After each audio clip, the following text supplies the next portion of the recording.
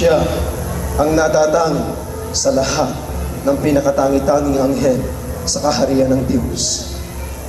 Ang kanyang ganda ay mahirap isalita, at ang kanyang galing ay lehitimong pinagpala.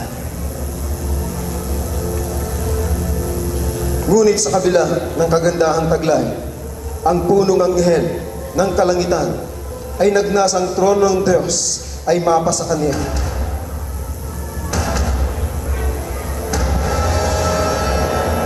Simbilis ng hangin ang pagbulusok ng masama. Itinaboy siya mula sa langit dahil sa walang kaparis na pagtatangka. Ang mga alagad niya ay anghel na kanyang natanso, sama-samang bumulusok palabas sa langit na kung tawagin ay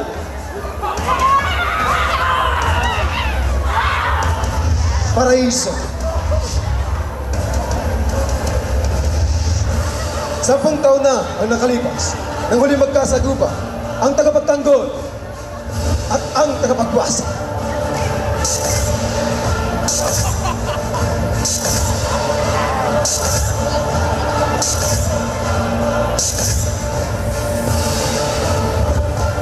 Namayani ang kabutihan at ang kasamahan ay napasadla. Pansamantalang nanahimik ang mundo, bagamat ang kasamaan ay patuloy na nananalasa. Sa sandaling ito ng mga huling araw, ang kampo ng kadiliman ay naghahanda, at sa muling pag-aasit ng dilim, ang tagapagwasak ay magbabalik. Ang nasayan niya ay sirain, Kristiyanong pamilya ay guluhin. Sino ang magtatanggol?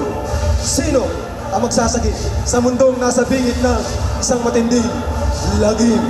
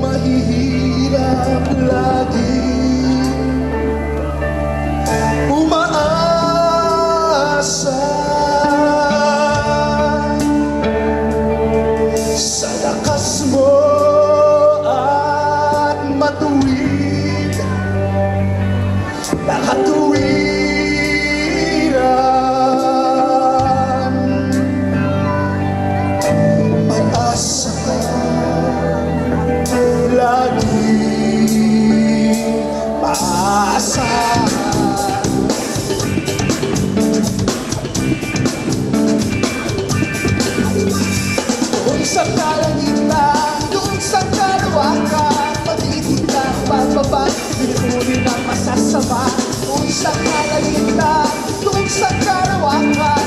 Pag-ibig ng bababa, tinimod nilang isang kamay. Ikaw ang sumunod sa salibay, tinutulog. Ikaw ang sumunod sa salibay, tatandog. Ikaw ang sumunod sa likhay, tutulog. Ikaw ang sumunod sa likhay, tatandog.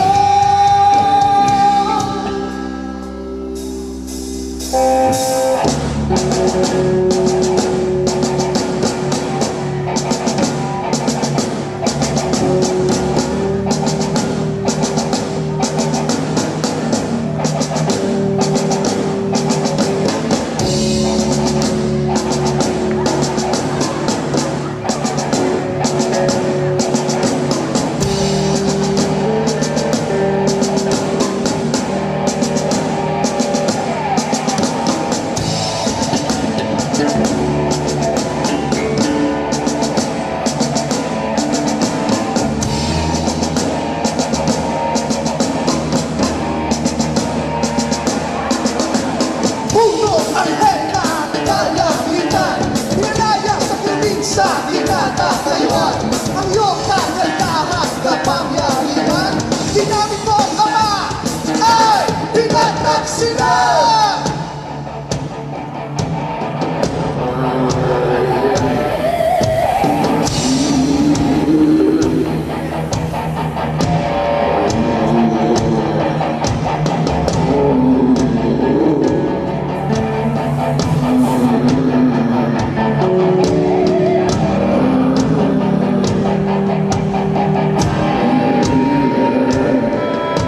Ang iyong kagandahan, kapangyarihan, ginamit mo, Ama, ay pinatag sila.